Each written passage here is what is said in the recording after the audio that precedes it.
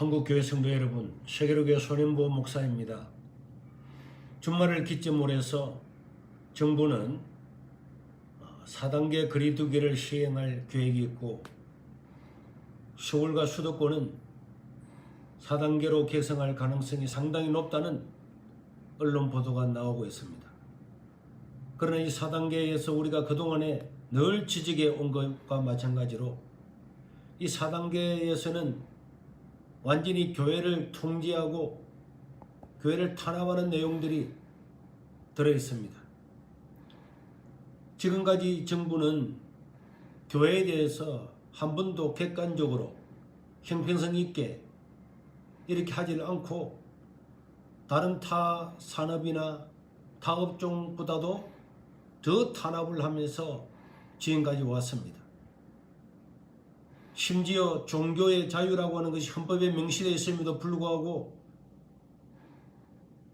그것을 아주 무시하고 본질적이고 근원적이고 빼앗을 수 없는 이런 인간의 기본적인 자유를 억압을 하면서 심지어 다른 종교들과까지도 차별을 하면서 교회를 탄압해 왔다고 생각이 듭니다. 작년을 기억해 보십시오. 100명도 감염자가 없을 때도 광화문에서 특정 집단이 모였다고 해서 그걸 교회에다가 다 덮어씌우고 대통령이 언론에 나와서 교회를 비하를 하고 책임을 져야 된다고까지도 이야기를 했습니다. 그리고 그 비서실장은 살인자라고까지 이야기도 했습니다. 그리고 교회마다 연락을 해서 광화문에 갔다 왔느냐 이런 걸 묻고 코로나 검사를 하지 않으면 고발하겠다고 엄포를 놓고 모든 핸드폰 추적을 해서 사람들을 곤욕스럽게 하고 심지어 계좌까지 추적을 해서 경찰서에서 개인에게 연락까지 가는 어처구니 없는 일들을 자행을 했습니다. 그러나 민주노총 여러분 이번에 보셨죠? 정부가 말 한마디도 하지 못합니다. 이 정도 코로나가 많이 나오게 되었으면은 만약에 종교단체나 다른 데서 했으면은 전부 다 이것이 이 단체라고 난리가 났을 겁니다. 정부가 지금까지 객관적으로 형평성 있게 하지 못해왔고 이번에 거리두기 4단계를 보면서도 너무나 악의적으로 교회를 탄압하고 있다는 생각이 듭니다. 정부는 집단 감염의 개념을 내세워서 교회가 집단 감염의 죽음처럼 이야기를 하고 있는데 지금 여러분 뉴스를 들어보십시오. 45% 이상이 감염원을 모른다고 나옵니다. 어디서 전파된지도 모르는 것입니다. 그런데 집단 감염이라는 이게 말이 됩니까? 어디서 전파되는지를 50% 정도를 모르는데 어느 집단을 통제를 한단 말입니까? 그런 과학적이지도 않고 증명되지도 않는 말도 안 되는 걸 가지고 4단계가 되면은 그 지역의 모든 교회 예배를 폐쇄를 하겠다. 이게 말이 되는 소리입니까? 만약에 서울이나 수도권에서 4단계가 되면은 모든 예배는 중단되는 거잖아요. 그러면서도 다른 공연장이나 백화점이나 노래방이나 다른 데는 문을 다 열어놓습니다. 이거는 형평성이 맞지 않는 거예요. 삼척 동자도 다 알 수가 있습니다. 한 방향으로 앉아서 예배 드리는 게 위험합니까?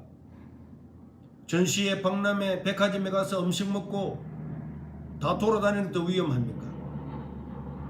2단계까지는 공연도 5,000명까지 허용을 했잖아요. 그래도 모든 교회는 예배를 다 중단하라고 해요. 이 정부는 계속적으로 이렇게 나가면은 반드시 하나님의 심판을 면할 수가 없을 것입니다. 코로나가 언제 끝날지도 모르는데 모든 교회의 예배를 일률적으로 전부 다 중단을 시킨다는 것, 있을 수 없는 일입니다. 그리고 방금 말한 것처럼 다른 업종과 형평성이 맞지 않잖아요. 우리가 특혜를 요구하는 것이 아닙니다. 정상적으로 교회가 예배를 드릴 수 있도록 하되 다른 업종과 마찬가지로 매 제곱미터에 몇 명이 앉아서 예배 드리라, 형평성 있게 과학적으로 해야 되는 거죠. 일괄적으로 한 명도 모이지 말아라. 이거는 저 중공이나 북한이나 공산주의자나 전체주의가 아니면은 일어날 수 없는 일이라고 생각합니다. 그리고 지난 2월 1일 날 방역당국은 공식적으로 발표했습니다. 대면 예배를 드리다가 감염된 사례는 발견될 수도 없고 그런 예가 없다. 방역당국이 그렇게 발표를 했는데도 불구하고 모든 예배를 금지시킨다. 모든 예배를 금지시키는데도 불구하고 비대면 예배를 허용했다는 말장난을 해서는 안 됩니다. 비대면 예배가 어디 있습니까? 예배를 못 드리게 한 거잖아요. 우리는 여기에 대해서 절대로 굴할 수가 없고, 또 교회에 공용으로 사용되는 성경이나 찬송을 사용을 하면 벌금을 매겼다든지 이런 거는 말도 안 됩니다. 동사무소 가보세요. 다른 데 다 가보세요. 아니, 교회에 공용으로 사용하는 성경책이 얼마나 있는지 모르지만은 그런 걸 만졌다고 해서 벌금을 물린다고요? 이거 되게 형평성에 맞는 이야기입니까? 이런 일을 하는 발상 자체가 지금 교회를 탄압하고 있는 증거인 것입니다. 방역당국이 대면 예배를 통해서 감염자가 없다고 발표를 했는데도 그게 팩트인데 그 위에다가 정책을 세워야지. 어떻게 교회는 전부 다 예배를 드리지 못하게 한다. 이거는 교회를 탄압하고자 하는 의도가 아니면 절대로 있을 수가 없는 일입니다. 그리고 성가대도 한 명도 하지 못하게 하고 통성기도 소리까지 그 데시벨까지 다 갖다 놔야 되겠습니까? 이런 것은 어느 사회에도 하지 않는 것을 지금 교회만 실행을 하고 있습니다. 미국은 코로나가 창궐할 때도 종교시설은 스스로 고려하여 수용하든지 거부하든지 그 자유를 주었어요. 우리가 양식 있는 시민들입니다. 당연히 코로나는 극복을 해야 되는 건데 이 코로나가 언제 끝날지 우리는 아무도 알 수가 없는 겁니다. 무조건하고 예배를 드리지 말라. 이건 해결책도 아니고 정책도 아닙니다.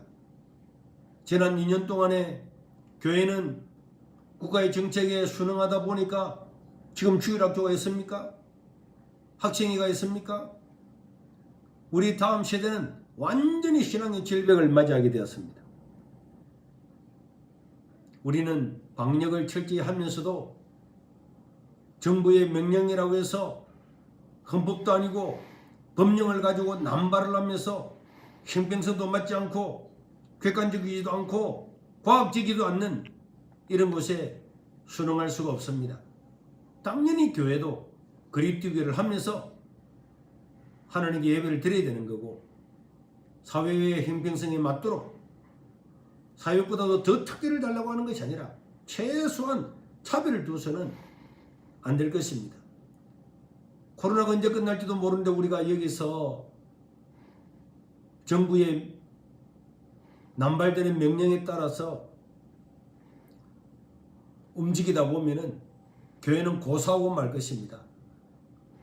한국교회와 우리 성도 여러분, 이런 것들을 깊이 깨닫고 우리는 예배에 정성을 다하고 신령과 진정을 다하고 초대교회 교인들이 예배를 드리다가 사자밥이 되고 얼음물에 갇히기도 하고 기름에 튀겨 죽기도 하고 수많은 일이 있었지만은 모여서 예배 드렸다는 것을 사수를 했습니다. 우리가 이 예배를 통하여 신앙을 회복하고 오히려 어려울 때에 하나님을 더 가까이 함으로 말미암아서 한국교회가 새롭게 부흥하는 기체를 마련해야 될 것입니다. 만약에 이렇게 편파적으로 비과학적으로 형평성 맞지 않게 하는 이 정부의 계속되는 이런 정책에 따라가면은 결국은 교회는 고사하고 말 것입니다. 우리가 기도하면서 이 코로나를 반드시 이겨서 한국교회 새로운 전기를 마련해야 되겠습니다. 하나님을 두려워할 것인가? 사람을 두려워할 것인가? 1년 지나고 2년 지나면은 오늘 이 정부의 이런 남발되는 명령들이 너무나 우습게 보일 것이고 그때 속았다는 것에 대해서 한탄하게 될 것입니다.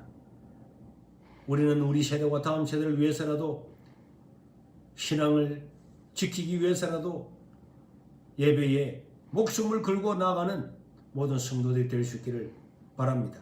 우리 세계로교회 성도들도 이럴 때일수록 더 하나님께 예배하고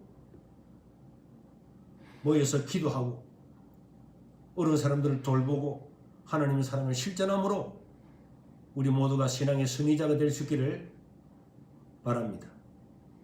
이상입니다.